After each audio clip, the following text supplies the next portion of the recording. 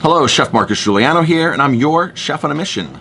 Today's mission is chef apprentices, young chef apprentices, future restaurateurs. So I have a comment here on my YouTube channel from Prophet, PR0, P-H-E-T, and it says here, my girlfriend and I are going to start a restaurant ourselves. I have no chef experience and so forth. Do you think it's a bad idea for me to go into this without an experience?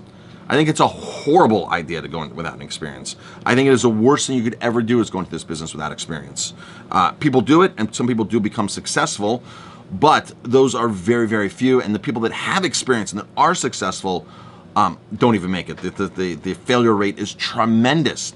So if you want to, a lot of people want to own a restaurant because they have some money. They want to get out of Wall Street. They want to get out of their day job, and they're like, I just want to make people happy, and I want to own a restaurant. I got some money, and I'll take my retirement, and I'll throw a couple $100,000 into opening something, and terrible idea.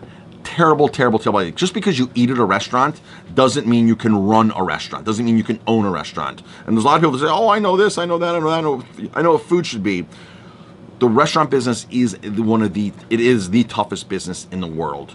You have stuff that's perishable when your seats aren't full, when there's so many things that can go wrong in the restaurant industry. So my suggestion to this person, to Prophet, is you need to get as much experience as possible. You need to work in the field 5 years. You need to make sure you know a lot of stuff about food. But here's the most important thing: you need to have passion, drive, and you have to be an entrepreneur. There's no way around this without being an entrepreneur. You have to understand business. You have to understand the restaurant business is like no other business, and people will tell you that. It is, between babysitting your staff, which I'm being very serious, babysitting staff.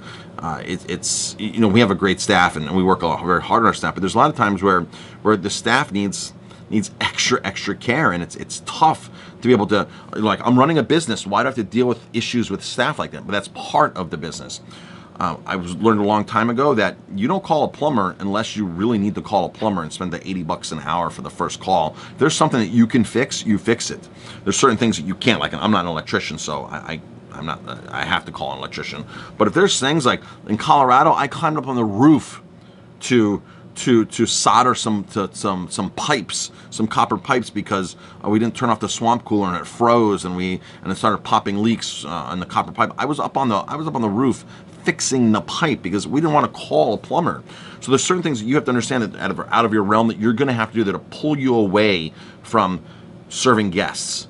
And I see a lot of restaurateurs, and the most successful ones are the ones that sit in their office and plan and strategize.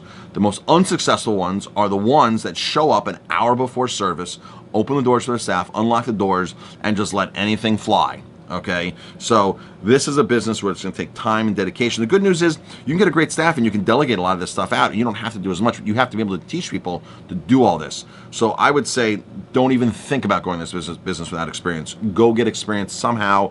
School may not be the best way. You need experience. I'm Chef Marcus Guiliano. Thanks for watching. If you like my videos, please hit like, subscribe, and if you have any questions, I'd love to answer them.